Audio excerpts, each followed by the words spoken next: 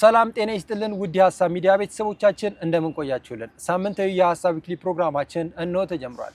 የዛሬ የሐሳብ ዊክሊ ፕሮግራማችን እንግዲህ ከስቱዲዮ ወጣ በማለት የካራማራ የድል ሐውልት ግቢ ውስጥ እንግዲህ በተለይ ደግሞ 48ኛውን የካራማራ የድል በዓልን በማስመልከትና ሌሎች ጉዳዮች ላይ ሰፋ ያለ ውይይት የምናደርግ የሚሆነው የዛሬ የሐሳብ ዊክሊ ፕሮግራማችን በዋነኝነት የሚያጠነጥነው እንግዲህ ዛሬ 8ኛ ቀኑ ላይ የሚገኘው የኢራን የአሜሪካና የእስራኤል ግጭት ውስጥ ነው። የመካከለኛው ምስራቅ ውጥረት በእጅጉ ተባብሷል። ከቀን ወደ ቀን የተለያዩ አዳዲስ ነገሮችን የምንመለከት ሂደት እየበዛ ነው። የበርካታ ንጹሃን ህይወት እየተቀጠፈ ነው። በግጭቱም ደግሞ በርካታ ሀብት ንብረቶች እየወደሙ ነው። የመካከለኛው ምስራቅ ውጥረት በመካከለኛው ምስራቅ ብቻ አልበቃም፣ ወደ ቀሪው ዓለምም እየተሸጋገረ ይመስላል። በተለይ ደግሞ የሆርሙዝ ሰርጥ መዘጋቱ በዚህ አካባቢ ላይ ያለውን ውጥረት ከጊዜ ወደ ጊዜ አባብሰዋል። በሁለቱም ኃይሎች መካከል የሰላም ድርድርን አንመለከትም። በተለይ ደግሞ አሜሪካ ዶናልድ ትራምፕ እንዳሉት ከሆነ አዲስ የሰላም ስምምነት ለማምጣት ሲፈለግ መጀመሪያ ኢራናውያን እጃቸውን መስጠት አለባቸው የሚለውን ሀሳባቸውን በሰፊው እያነሱ ይገኛሉ።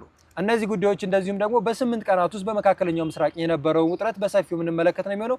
የዛሬውን ፕሮግራም እኔ ዮርዳኖስና በረከት አብራችሁን ቆዩ። በረከት እንዴት ነው? እግዚአብሔር ይመስገን ሁሉ ሰላም ሁሉ አማን። ዛሬ እንግዲህ በ8ኛ ቀን የመካከለኛው ምስራቅ ውጥረት ላይ ነው የምንገኘው። በየቀኑ አዳዲስ ነገሮች የምንመለከትበት፣ በየቀኑ በርካታ ሂደቶች ያለበት ይህ ግጭት እንግዲህ ከመካከለኛው ምስራቅ አልፎ ከፍ ብሎ ወደ ቀሪው ዓለም እየተሸጋገረ ነው። ምክንያቱም አንድ ሀገር ሲነካ ሌላውም ዓለም ሊነካ የሚችልበት ሂደት አለ። በተለይ ደግሞ የመካከለኛው ምስራቅ የዓለም እስትንፋስ ነው። ይህንን ብለን ስንመለከተው ያው የአረቡ ሀገራቶች በነዳጅ ሀብታቸው እንግዲህ የዓለምን ሰፊውን የነዳጅ ሀብት የሚሸፍኑ ናቸው።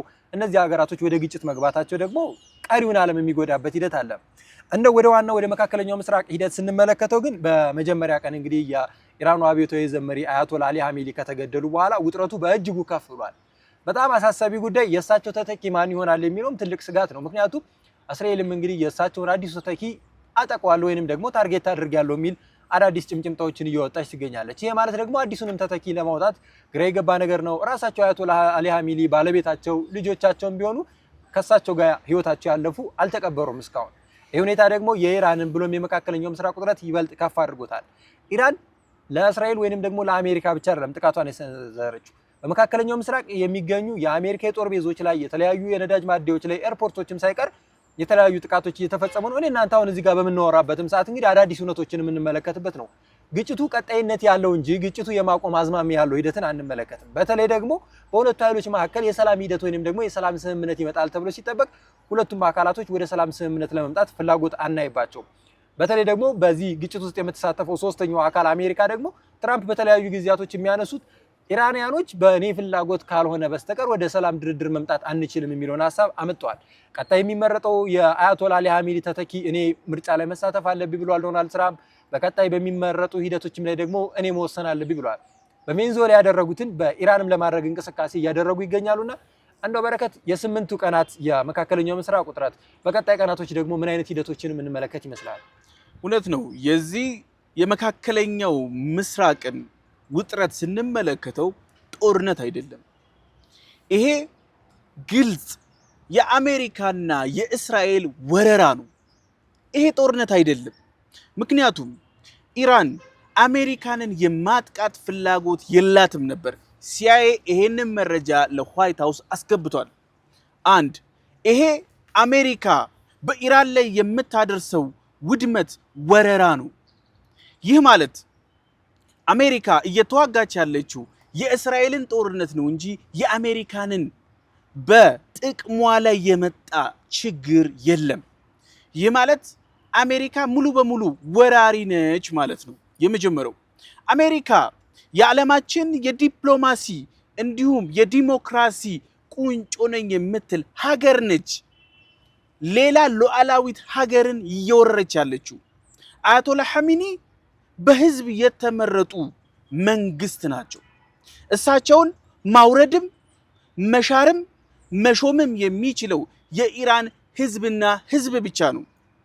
ዶናልድ ጄ ትራምፕ አምባገነናዊ ስርዓትን ስለሚከተሉ ነው የሰው ሀገር ውስጥ የሬጂም ቼንጅን ሲያቀጣጥሉ የነበረው።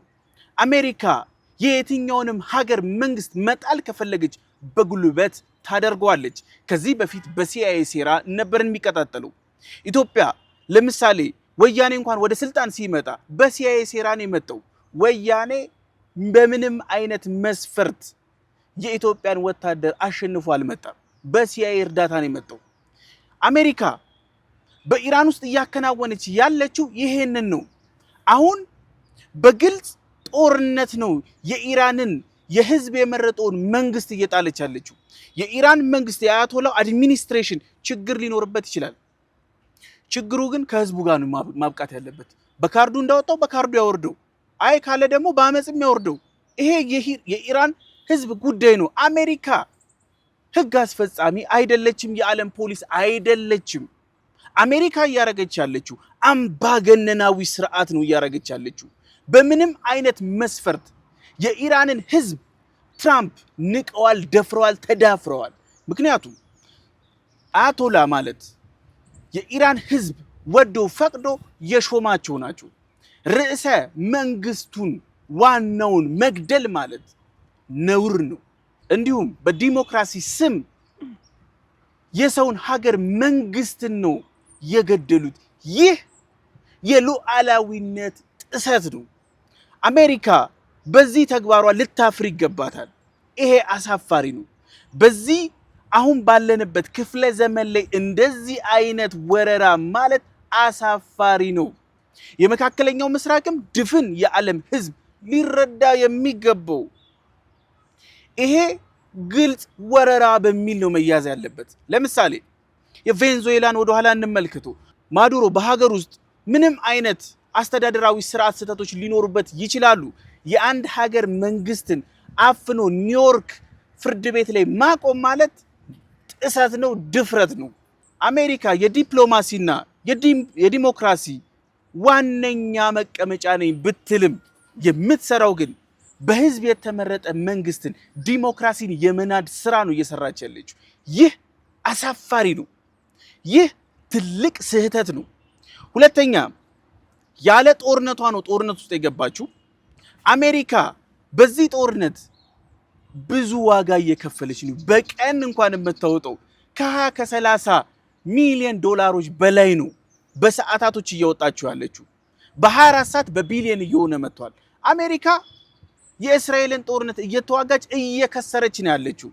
ምስኪን የአሜሪካ ህዝብ ከታክሱ ተቆርጦ የሚሄደው ገንዘብ እየዋለ ያለው ለሪጂም ቼንጅ ነው፣ ለዲሞክራሲ ግንባታ አይደለም። ይህ አሳፋሪ ስራ ነው የተሰራው። የመጀመሪያው። ሁለተኛ በዚህ ጦርነት ማን ነው አሸናፊው?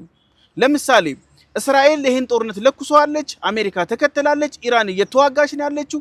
በዚህ ጦርነት ወደድንም ጠላንም አሸናፊዋ ኢራን ነች። ምክንያቱም ኢራን ብቻዋን በብዙ ማዕቀቦች ተጠርንፋ የተቀመጠች ሀገር በሻሂድ ድሮኖቿና እንዲሁም በሮኬቶቿ ብቻ እስካሁን ድረስ ሀያላኖቹን ወጥራ ይዛ አስቀምጣለች። ይህ ትልቅ አቅም ነው። በነገራችን ላይ አሁን ወደዚህ ወደ 5ኛ 6ኛ ቀኑን እየዘለለ ሲመጣ የኢራን ተተኳሾች፣ የሻሂድ ድሮኖች እንዲሁም ሮኬቶች እየቀነሱ መጥተዋል። ግን አሜሪካና እስራኤል ላይ ያለው ግምገማ ግን በጣም ፍጹም የተሳሳተ ነው። ምክንያቱም የዚህ የተተኳሽ ቁጥር በ80% ነው እየቀነሰ የመጣው። አሜሪካ የማሸነፍ ስሜት እየተሰማት ነው ያለችው። እስራኤልም እንደዛ አይነት ስሜት ነው እየተሰማት ያለችው። የኢራን እስላማዊ ዘቡ ግን እያደረገ ያለው ስማርት የሆነ አካሄድ ነው። ምክንያቱም ጦርነቱ እየተራዘመ የሚሄድ ከሆነ ያለህን የጦር የተተኳሽ ክምችት መጠበቅ መቻል አለብህ። ሴፍሊ ማኔጅድ የሆነ መጠቀም ነው ያለብህ። አንደርግራውንድ ያላት የሚሳይል ሲቲን መጠበቅ ስላለባት ነው ቁጥሩን እየቀነሰች ያለችው። ስትራቴጂ ነው እንጂ የመሸነፍ ምልክት አይደለም። የአሜሪካ እንዲሁም የእስራኤል በጋራ ጥምረት የሚሰሩት ብዙ ጀቶችን፣ ብዙ ሄሊኮፕተሮችን፣ ሄርኩለስን ጭምር አውድም ያለው ብሎ ሲናገር ነበር። እውነታው ግን የኢራን መንግስት ስማርትነትን የሚያሳየው አስፓልት ላይ የተሳለ የጀት ምስል ነው ሲደበድብ ያደረው። ይህ ማለት ይሄ ስትራቴጂ ከዚህ በፊት በሂትለር ጊዜ አንዳንድ ሀገሮች ሲወረሩ አርቲፊሻል ጀቶችና አርቲፊሻል ታንኮችን እየሰሩ ዲኮይ በማዘጋጀት ብዙ ተተኳሽ እንዲጨርሱ አድርገዋል። ይሄንን ዘመናት ተሻግሮ ያለፈበትን ስታይል እንኳን ስትተገብር አልተረዱትም። ይህ አላዋቂነትን ነው የሚያመለክተው። ስለዚህ በዚህ በተራዘመ ጦርነቱ እየሄደ በሄደ ቁጥር አሜሪካ የተተኳሽ እጥረት ያጋጥማታል። ምክንያቱም አሜሪካ በገፍ ለዩክሬን ተተኳሾቿን ስትሰጥ ነበር። አሁን ያላት ክምችት በዚህ ጦርነቷ ሂደት ላይ በቀን 2000 3000 ታርጌቶች እየመታች የምትሄድ ከሆነ አቅሟ እየተሟጠጠ ነው የሚሄደው። ማረጋገጫዎች እናምጣ። ዶናልድ ጄ ትራምፕ በአሜሪካ ውስጥ ያሉት 5ቱን የግዙፍ የጦር መሳሪያ አምራች ድርጅቶችን ሰብስበው ሲያናግሩ የነበሩት ይህንን ነው። ባላችሁ አቅም ሁሉ የጦር መሳሪያ አምርቱ፣ ምክንያቱም የአሜሪካ ሪዘርቭ እያለቀ ነው። ኢራን ይሄ ጦርነት እንደሚመጣ አቅዳበት ለአስርተ ዓመታቶች በሙሉ ያለ እረፍት ነው ስትሰራ ስታከማች የነበረው። ስለዚህ አሜሪካ የራሷ ኢንትረስቷን በማይነካ ጉዳይ ውስጥ ገብታ እየከሰረች ነው ያለችው። ይሄ የሚያመለክተው ደግሞ ለመካከለኛው ምስራቅ ላይ ለምሳሌ ተመልክተ ከሆነ ኢራን ብዙ ሮኬቶች እየተኮሰች ያለችው ወደ አረብ ሀገሮች ነው። ለምን ይመስላል? ስትራቴጂ ነው። የመጀመሪያው ይሄ ጦርነት ሌሎቹም ሲካፈሉት አሜሪካ አስቁሚልን የሚል ፕሬሸር ይፈጥራል። ሁለተኛ ይሄ ጦርነት ወደ እነዚህ አረብ ሀገራት እንዲሄድ የሚፈልገው ደግሞ ሞሳድ ነው። ምክንያቱም ሞሳድ ይሄ ጦርነት ወደ መካከለኛው ምስራቅ ድፍን የአረብ ሀገራቶች እንዲካተቱበት የሚፈልገው አያቶላው ከተገደሉ በኋላ እነዚህ የአረብ ሀገራት እንዳይቃወሙት ነው። ጦርነቱን የጋራ ካደረገው በዚህ ሰው መሞት የሚነጫነጭ የሚያለቅስ አይኖርም። አሁን ሞሳድ ተሳክቶለታል ማለት ይቻላል። በአንጻራዊ የሳውዲ መንግስት ቀይ መስመር ተጥሷል፣ ጀቶቼ በኢራን ሰማይ ላይ እንዲሰማሩ ላደርግ እችላለሁ ያስባለው የዚህ የሞሳድ ስራ ነው። ይህ በዚህ ዘመን ላይ የተከናወነ ትልቅ የዲሞክራሲ አደጋ በሚል እንያዘው። እንደው በረከት አንተ ባነሳቸው ሁለት ሀሳቦች ላይ እኔ አልስማማም። በተለይ ደግሞ ወረራ ነው በሚለው ሀሳብ ላይ የመጀመሪያው ይሄ ጥቃት እንግዲህ የተጀመረው በእስራኤል በኩል ነው። የ12 ቀን ጦርነት ነበረ። ከዛ በኋላ የሁለተኛው ጊዜ ሲመጣ ደግሞ ወረራ ነው ላንል የምንችለው ኢራን ለእስራኤል ስጋት ነች ብላ የምታስባት ሀገር ነች። ሁለተኛው ደግሞ የኒኩለር ፕሮግራም ነው። ኢራን የኒኩለር ፕሮግራሟ እንድታቆም ከግጭቱ በፊት በርካታ ድርድሮች ሲደረጉ ነበረ። አሜሪካ በተለያዩ ጊዜያቶች ጥያቄዎችን ስታቀርብ ነበረ። እነዚህ ሁለት እውነቶች ባሉበት ሁኔታ ኢራን ላይ እነዚህ አይነት ጥቃቶች ቢፈጸሙ ቀሪው ዓለምም እየደገፈው ነው። ካናዳና አውስትራሊያ ከአሜሪካ ጎን እንቆማለን፣ ኢራን የኒኩለር ፕሮግራሟን የማታቆም ከሆነ ይሄ ጥቃት ከዚህም በላይ ከፍ ሊል ይችላል የሚል ሀሳብ አመጣዋል። ይሄ ቀሪው ዓለም የሚደግፈው ሀሳብ የኢራንን የኒኩለር ፕሮግራም የማቆምን ሀሳብ ኢራን ወደ ኒኩለር ፕሮግራም ስራ እቀጥላለሁ የምትል ከሆነ ይሄ በአሜሪካና በኢራን መካከል ግጭት የሚፈጥር ሀሳብ ነው። ወደዚህ ግጭቱ ገቡ ልንል እንችላለን እንጂ አሜሪካ በቀጥታ ወደ ወረራ ገባች ማንለበትን ሂሳብ መመልከት እንችላለን። እስራኤልም ለረጅም ዓመታት ኢራን ወረራ ወይንም ደግሞ ኢራን ጥቃት ልታደርስብኝ የምትችል ስጋት ሀገሬ ነች ስትገልጻን ነበረ። ስጋቷንም ለማላቀቅ ነው። የዚህ ስጋት ዋነኛ ደግሞ ትልቁ ምክንያት እንደ ዓለም ደግሞ መመልከት የምንችለው አያቶላው እንግዲህ በርካታ የሚባሉ አማጺ ቡድኖችን ይደግፋሉ፣ ጦር መሳሪያ ያስታጥቃሉ፣ የፈለጉትን ያህል ማቴሪያል ይሰጣሉ። ይሄ ለዓለም ችግር የሆኑ እንደነ ሂዝቦላ ያሉ አማጺ ኃይሎችን የሚደግፍ መንግስት ቢነቀል የዓለም ስርዓተ መንግስትን ማሻሻል ነው። ቀይ ባህር ላይ ወንበዴዎቹን የኢራን መንግስት ይደግፋል። በሆርሙዝ ሰርጥ ላይ የሚንቀሳቀሱ ወንበዴዎችን ይደግፋል። እነዚህ አካላቶችን የማጽዳት ስራ መስራት ከጀመርክ አያቶላ አሊ ኻሜኒን ማጥፋት የሚባለው ሀሳብ አለ። ሁለተኛ ስንቀጥል ደግሞ ራሱ የኢራን መንግስት ራሱ የኢራን ህዝብ የአያቶላን አስተዳደር በቅርብ ሳምንታት የተመለከትነው ነው። በሀገሪቷ ከፍተኛ የኑሮ ውድነት አለ፣ የኢኮኖሚ ጫናዎች አለ። መንግስት ከተለያዩ ሀገራቶች ጋር የሰላም ስምምነት ሂደቶችን አያደርግም። በህዝቡ የተለያዩ አመጾች ሲነሱ ነበረ። እነዚህ ሂደትን እንኳን ህዝቦቹ አይደግፉትም። ምክንያቱም እነዚህ አይነት ጥቃቶች ቢደርሱ አያቶላ ከተገደሉ በኋላ እኮ በተለያዩ ሀገራቶች ስንመለከት ነበረ። ኢራን ውስጥ ይህንን ለማድረግ አትችልም። አሁንም ይሄኛው ስርዓት ስላለ ችግርና ፈተና ሊሆንባቸው ይችላል። ሌሎች ሀገራቶች ላይ ከአያቶላ መገደል በኋላ እኮ የአያቶላ መገደልን ሲደግፉ የኢራን በተለይ ደግሞ አብዮታዊ ዘቡ መንግስቱ መነሳት አለበት የሚለውን እንቅስቃሴ ሲያደርጉ ነበረ። እነዚህ ሂደቶች ወረራ እንዳይሆኑ ወይንም ደግሞ ወረራ ነው ብለን እንዳንገምት ያደርገናል። ቅድም ሁለተኛ ባነሳው ሀሳብ ላይ ደግሞ ኢራን አሸናፊ ነች ማለት አንችልም። እዚህ ግጭት ውስጥ አሸናፊውን ገና መለየት አንችልም። እንደው እንዳነሳቸው ሀሳቦች እኮ እስካሁን በኢራን መንግስት በኩል በሚወጡ መረጃዎች እንደተመለከትናቸው ከሆነ ገና ያሉኝን መሳሪያዎች አልተጠቀምኩም፣ እነዚህ አሮጌዎችን የተጠቀምኩ ያለው ቀጣይ አዳዲስ መሳሪያዎችን እጠቀማለሁ የሚል ሀሳባቸውን እያመጡ ይገኛሉ። ይሄ ማለት ግጭቱ ይቀጥላል። አሸናፊውን መለየት አንችልም።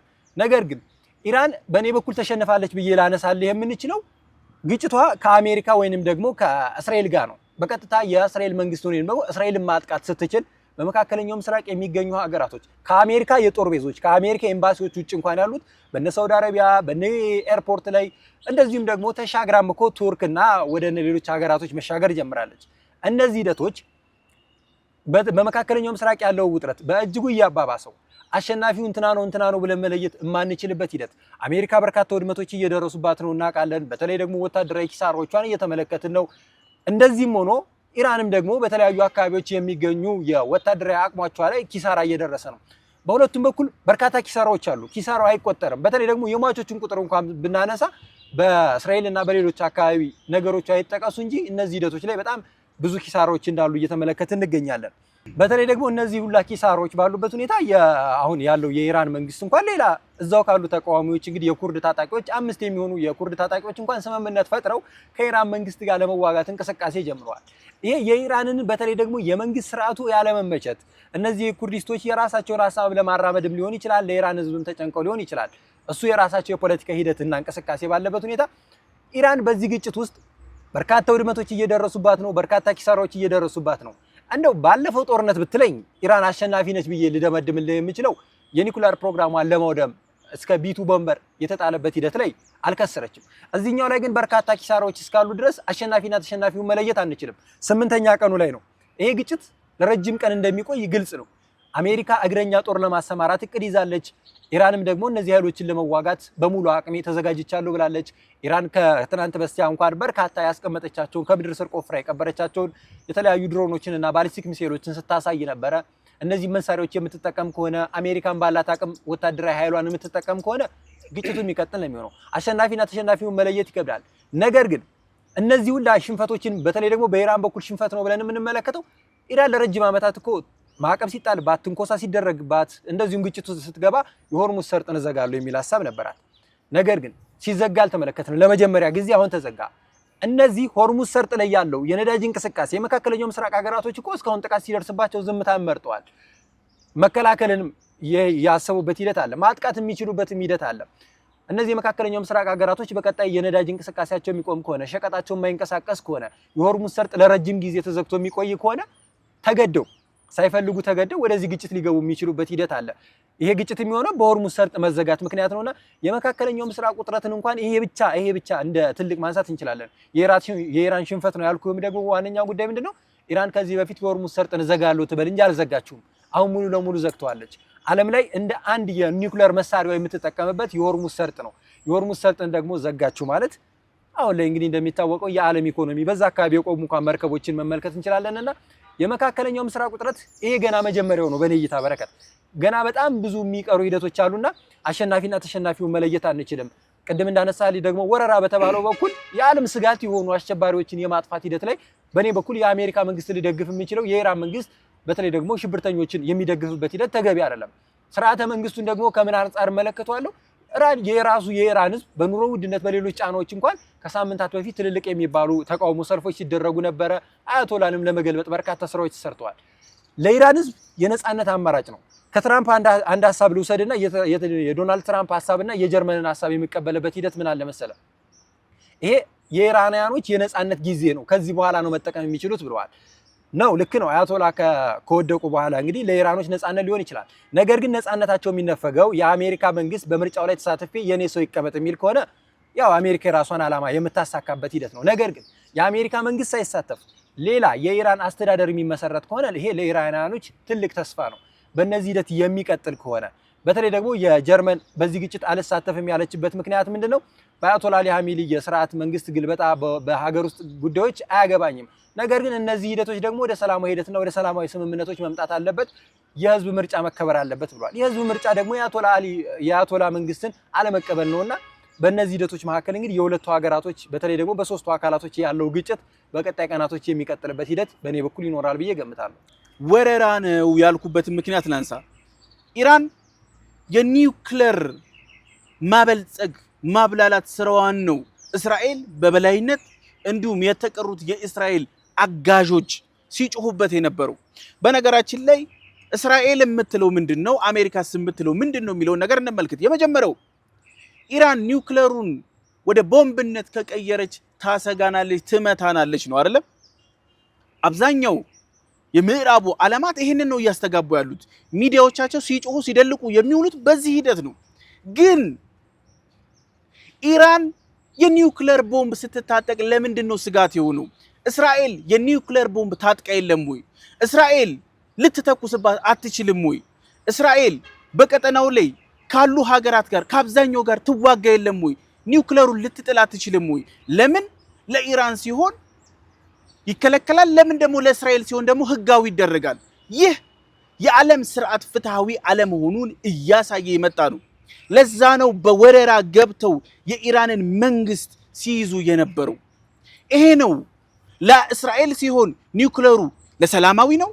ለእስራኤል ሲሆን ቦምቡ አትተኩሶም ኃላፊነት ይሰማታል ይሄኛው አይሰማውም ብሎ ማሰብ እኔ ካንተ የተሻለ አስባለሁ የማለት ሂደት ነው ይህ አእምሮአችንን የመለካት ሂደት ነው ይሄ በአሜሪካን በእስራኤልን በኩል የሚቀነቀን ፉልሽ የሆነ አስተሳሰብ ነው ስለዚህ ኢራን እስራኤል የመታጠቅ አቅሙና መብቱ ሌጂቲሜሲው ካላት ኢራንም ሊኖራት ይገባል ወይም ሁለቱም ከኒውክሌር መጽዳት አለባቸው ዲኒውክሌራይዜሽን መተግበር ካለበት እስራኤል ላይ መተግበር መቻል አለበት የእስራኤል ባልታየ ታልፉ የኢራን የሚታይበት መንገድ ግን ፍትሃዊነት አይደለም ለዛ ነው ይህ ወረራ ነው ምለው ምክንያቱም ላንተ ተፈቀደ ለኔ የማይፈቀድ ለኔ ተፈቀደ ላንተ የማይፈቀድ የሚሆንበት አሰራር ትክክል ስላልሆነ ነው ሁለተኛ ይህ ወረራ ነው ያልኩበትን ነገር ላንሰው አሜሪካና ኢራንን ስንመለከት ኢራን በቀጥታ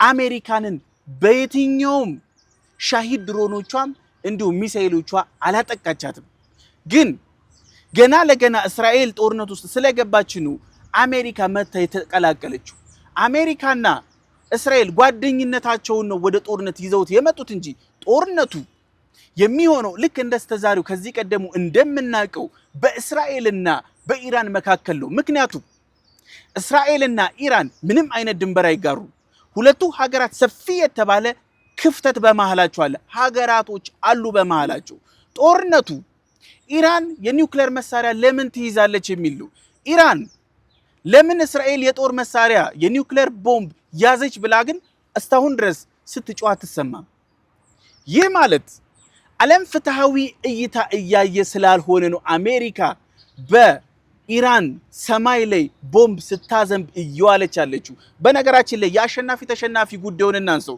ቅድም ስላነሳው ኢራን አሸናፊ ነች የምንልበት ምክንያት ይህ ነው የመጀመሪያው ኢራን አሁን ጦርነቱን ወዴት ቀይሯለች ወደ ክላስተር ሮኬት ቀይሯለች ይህ ማለት ክላስተር በዓለማችን ላይ የተከለከለ ቦምብ ነው አሁን ወደዚህ የቀየረችው ውድመቱ እየከፋ እየሄደ ስለሆነ ነው ስለዚህ አንድ ሮኬት ሲተኮስ እስራኤል በአይረን ዶሞቿ ወይንም ደግሞ በአይረን ሌዘር ቢሞቿ ቆርጣ ታስቀረው ነበር ይህ ግን አንድ ሮኬት ተተኩሶ እስራኤል ጋር ሲደርስ 100 ሆኖ ነው የሚወርደው ስለዚህ ውድመቱ የከፋ ነው በነገራችን ላይ የምዕራቡ ሚዲያ ባያዝድ የሆነ ሚዲያ ነው ምክንያቱም የእስራኤልን ውድመት አጋግሎ ነው የሚያነሳው ግን በቁጥር ያስቀምጥልህ ኢራንን አወደምናት አጠፋናት ተብሎ በነጋታው የታየው ግን አስፋልት ላይ የተሳለ ዲኮይ ስዕል ነው ሲደበድቡ ያደሩት ይህ በዚህ ዘመን በጣም የማይታሰብ ፋርነት ነው ይሰሩት ስለዚህ ኢራን እየተወረረችም ቢሆንም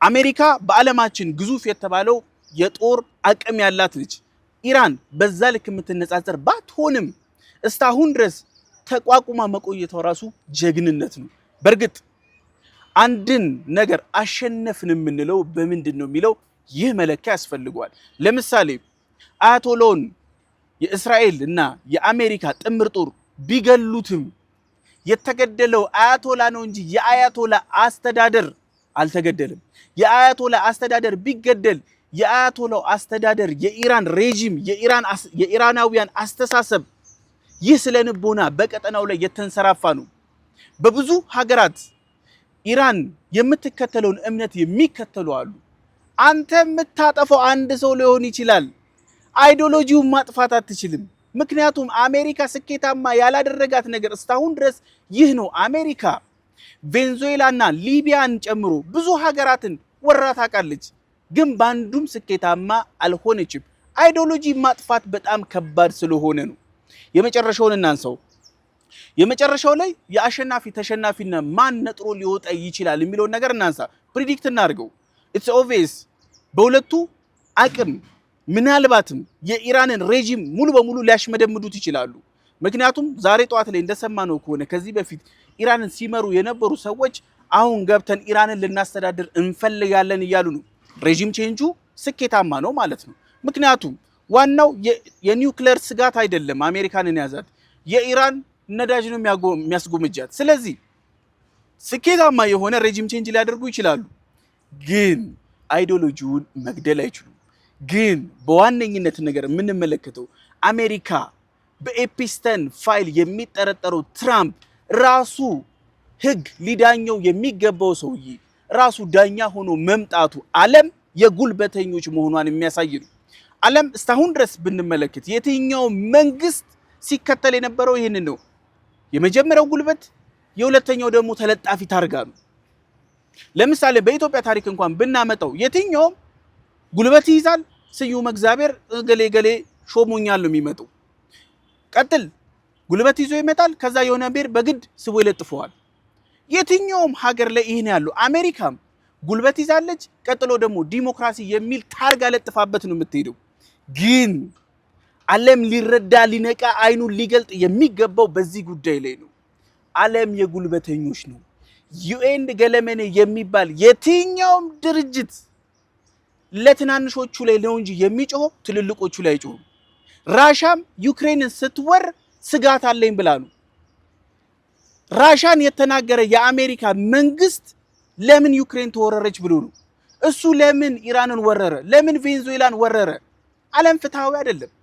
ዛሬ ላይ የኢትዮጵያ ፖለቲከኞች በጣም ከሚያበሳጩ አንደኛ ነገራቸው ይህ ነው። ኢትዮጵያ የቀይ ባህርን ጉዳይ ስታነሳ ለምን ብሎ ይጮሃል። ጉልበት ያለው እኮ መጥቶ እየወሰደ ነው ካንተ ላይ። ዓለም የጉልበት ነው። ዓለም ቀድሞ የመገኘት ነው። ሰዓት ይገድበኛል። አመሰግናለሁ። አሁን እንደው ካለን ሰዓት አንፃር ባነሳቸው ሀሳቦች ላይ የመጨረሻ መደምደሚያውን ልስጥህና ልቋጭ። በተለይ ደግሞ የኢራን አብዮታዊ ዘብ እንግዲህ ሙሉ ለሙሉ የሪጅም ቼንጅ የሚመጣ ከሆነ የኢራን የኒኩለር ፕሮግራም ሙሉ ለሙሉ የሚቀር ነው የሚሆነው። ምክንያቱም አሜሪካ ይህን ሁላ ጦርነት ገብታበታለች፣ ይህን ሁላ ግጭት አስነስታለች። አዲስ የሚቀየረው የሪጅም ቼንጁ ላይ የአሜሪካ እጅ ይኖርበታል። ይሄ ማለት ደግሞ አሜሪካ የምትፈልገው ሁለት እቅዷን አሳክታለች። የአያቶላ አሊ ሐሚዲን ስርዓተ መንግስት መገርሰስ፣ የኢራንን ትልቁን የኒኩለር ፕሮግራም ማጥፋት ነው። በእነዚህ አይነት ስራዎች ላይ እንግዲህ የሪጅም ቼንጁ ላይ ሊመጣ የሚችለው በቀጣይ ፕሬዲክት የምናደርገው አዲስ የሚመጣው አመራር ከአሜሪካ ጋር ከምተናኮስ፣ ከአሜሪካ ጋር ወደ የማይሆን ግጭት ውስጥ ከምገባ ያለኝ አማራጭ የኒኩለር ፕሮግራሜን ማቆም ነው ብሎ ወደ ፊርማው ይገባል። አሜሪካ ይህን ሁላ ያደረገችው ይሄን ለማድረግ ነው።